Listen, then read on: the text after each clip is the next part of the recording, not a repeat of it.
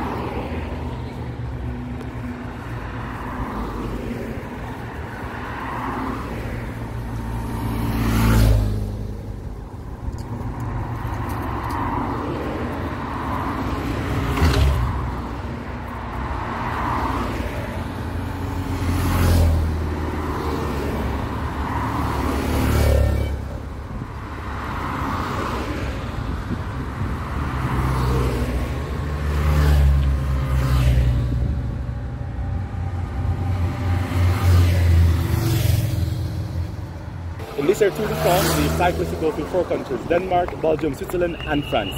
The Tour de France is an annual cycling event which is split into 21 stages.